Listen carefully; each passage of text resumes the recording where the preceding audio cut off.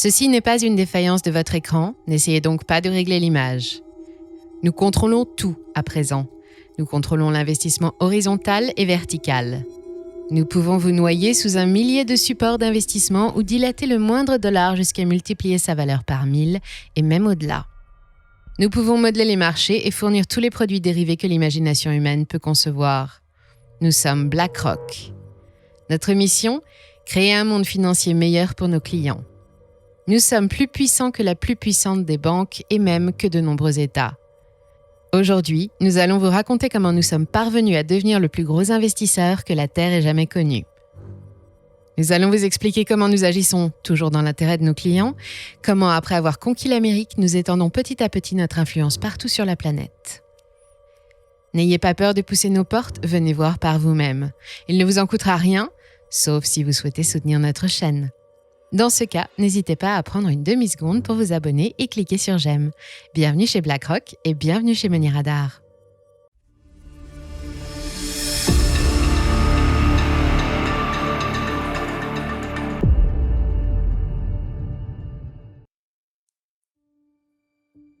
Tout commence aux États-Unis, juste après le deuxième choc pétrolier.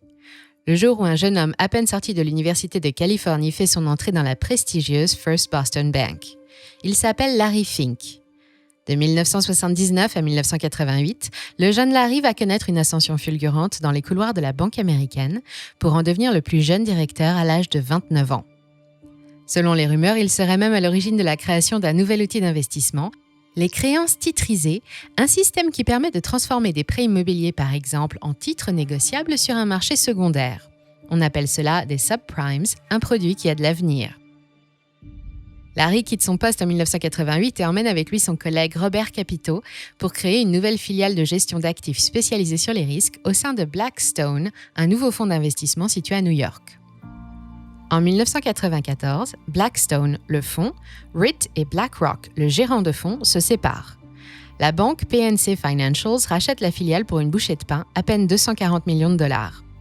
Pendant ce temps, Larry, qui reste à la tête du navire, imagine un nouvel outil informatisé pour faciliter la gestion de tout type de risques financiers. Il l'appelle Aladdin, un acronyme pour désigner Réseau d'investissement actifs passifs, dettes et dérivés, une plateforme d'analyse et d'aide à la prise de décision. Concrètement, Aladdin est un réseau constitué de milliers d'ordinateurs qui analysent en permanence tous les risques qui peuvent affecter tous les produits financiers. Et je dis bien tous. C'est aujourd'hui devenu l'outil de référence dans le monde des investisseurs. En 1994, BlackRock est introduite en bourse au prix de 14 $. Et aujourd'hui, le titre s'échange autour de 928 $. Une belle opération pour PNC Financials qui revend ses parts dans BlackRock en 2020 et qui réalise une plus-value historique de plus de 6500%. Au 20 juillet 2021, BlackRock est un monstre qui, selon Forbes, pèse près de 9 500 milliards $, autrement dit le PIB de la France, du Royaume-Uni et de l'Allemagne réunis. En 2011, c'était 3 600 $. Et à cette vitesse, ce paquebot devrait atteindre le PIB de la Chine d'ici 2 ans. Contrairement à ce que l'on pense, ce n'est pas un fonds d'investissement. BlackRock est un conseiller, un spécialiste de l'asset management, c'est-à-dire un gérant de fortune, qui guide ses clients dans leurs investissements, je cite, « en respectant leurs intérêts avant tout ». Elle collecte leur argent puis l'investit sur différents supports, actions, obligations, matières premières, immobilier et devises, en tenant compte de contraintes de risque, de rendement et de temps. Elle crée et distribue des OPCVM, des outils identiques à nos fonds communs de placement et nos SICAV qui sont ensuite cotés en bourse. Elle détient également de nombreux biens immobiliers, notamment en Allemagne, à Berlin, où la répétition d'opérations immobilières a fait grimper le prix du logement au grand bénéfice de ses clients. Dans sa clientèle, BlackRock compte de grands fonds d'investissement, des fonds de pension, des noms célèbres comme Warren Buffett ou George Soros, Al Gore ou la reine Elisabeth II. Plus précisément, les investisseurs particuliers représentent 10% de son chiffre d'affaires, les institutionnels 57%, et le reste de ses revenus, BlackRock les tire de sa marque iShares, qui commercialise une incroyable gamme composée de milliers de produits dérivés. L'empire BlackRock s'étend dans 89 pays, y compris en France, où un staff de 180 personnes est responsable d'environ 26 milliards d'euros d'actifs. Chaque jour, 16 000 collaborateurs travaillent à faire fructifier et à surveiller les 18 000 milliards de dollars qui transitent par la plateforme Aladdin. Des chiffres qui donnent le tournis, surtout lorsqu'on creuse un peu et que l'on se rend compte que BlackRock est partout. iShares représente à elle seule 44% de tous les ETF dans le monde. Ses deux principaux concurrents, Vanguard et Capital Research Management, se disputent respectivement 25 et 16%. Les ETF ou trackers, ce sont ces instruments financiers, généralement des fonds communs de placement cotés en bourse et qui répliquent les performances d'un indice boursier ou d'une stratégie boursière.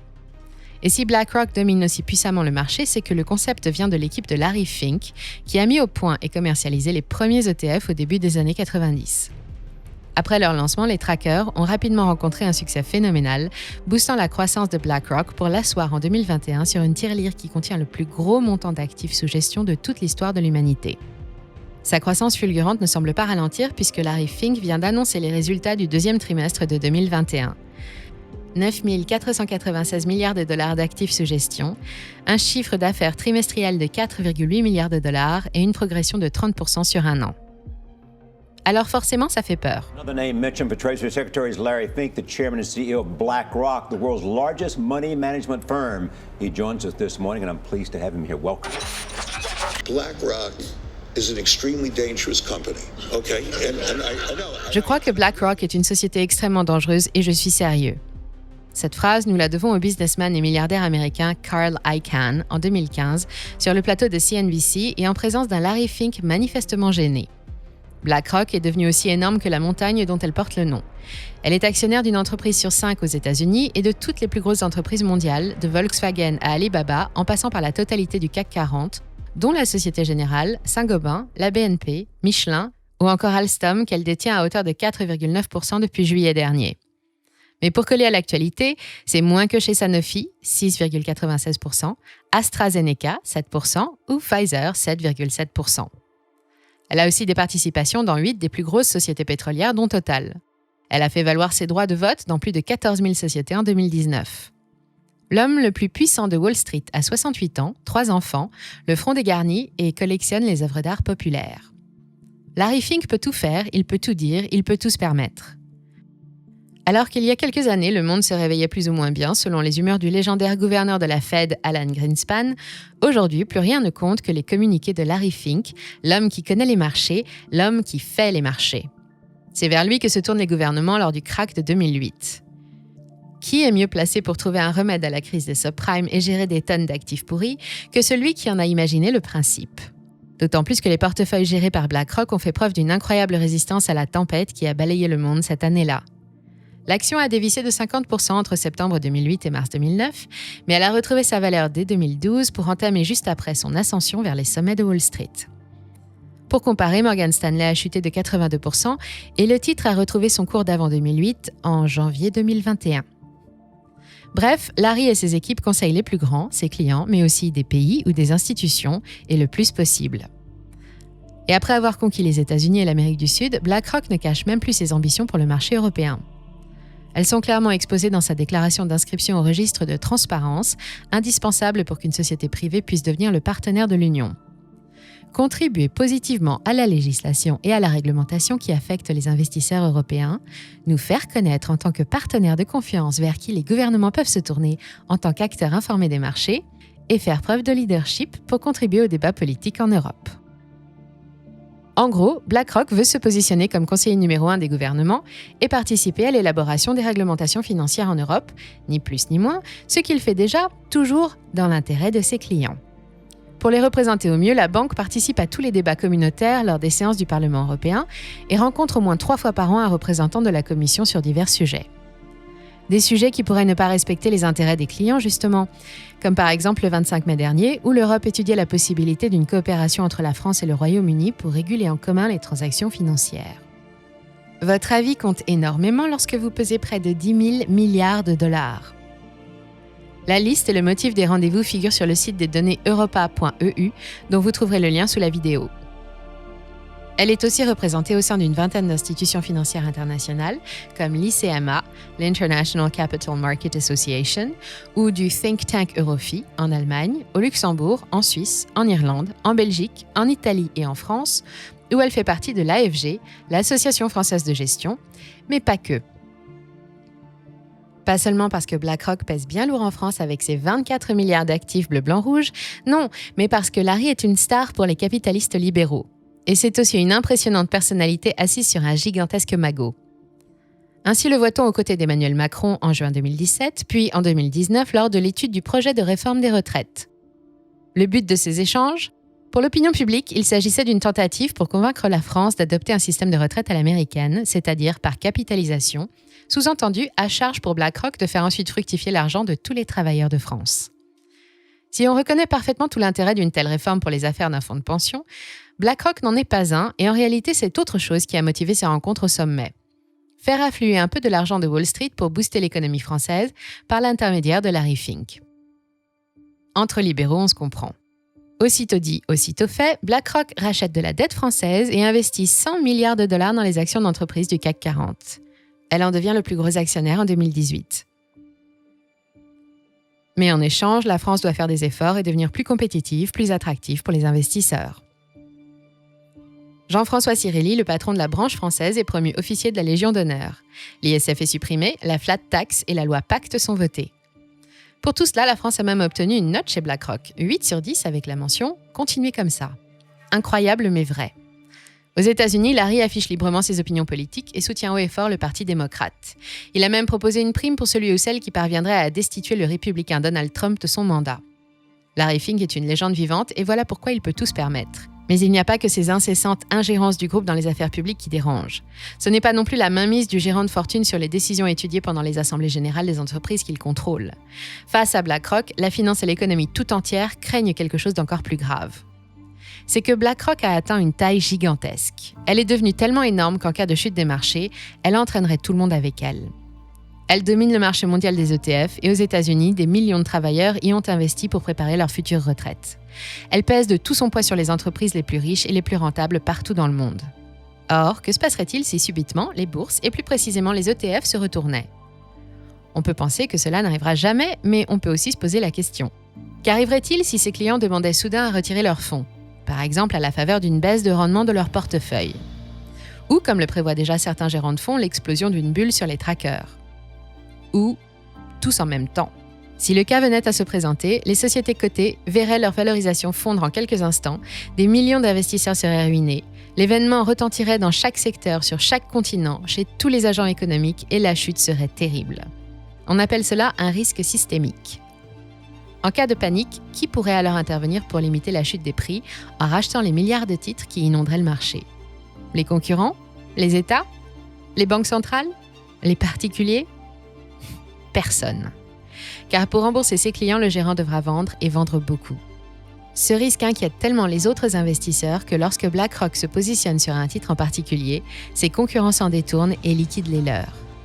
En réalité, et malgré tout cela, son statut de risque systémique potentiel est encore débattu parmi les experts de la finance. Mais en attendant de savoir ce qu'est BlackRock, on sait ce qu'elle n'est pas. Elle n'est pas une banque et n'est donc pas tenue de constituer des réserves. Elle n'est pas non plus soumise à la même réglementation ni au même niveau de surveillance. Et pour beaucoup, le risque est trop important et il grossit en même temps que les actifs gérés chez BlackRock. Mais pour Larry Fink et ses équipes, tout va très bien se passer.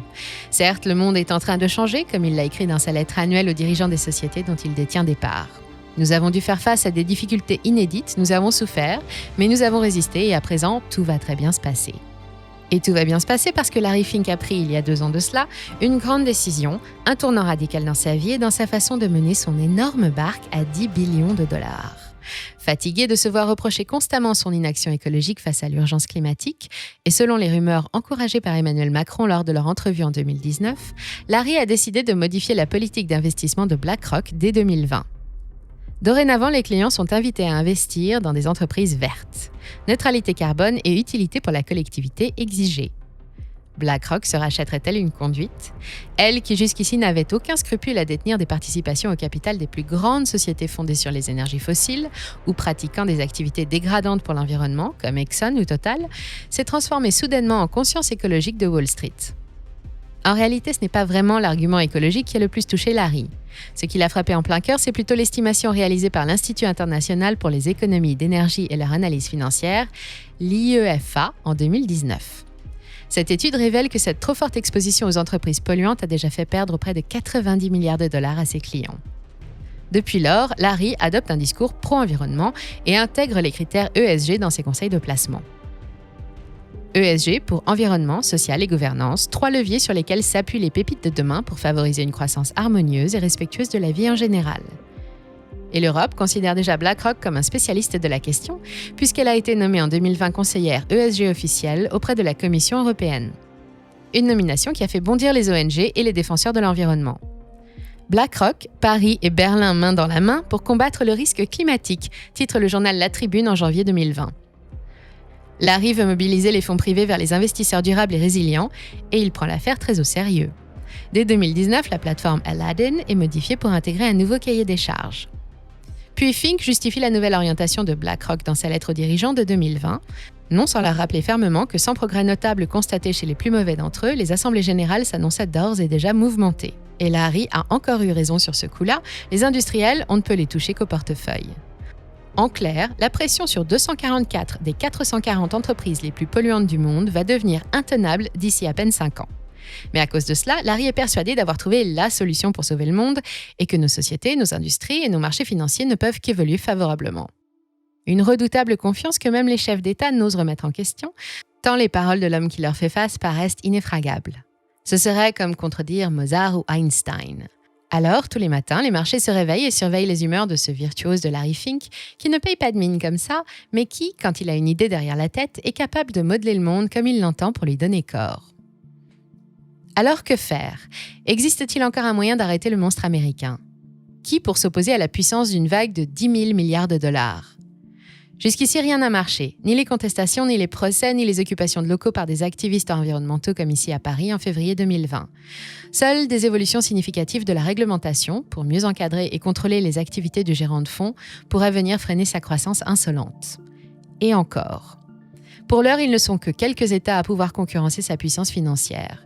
Mais les élites politiques des États-Unis, de l'Europe et même de la Chine font désormais partie de l'incroyable carnet de relations personnelles de Larry Fink.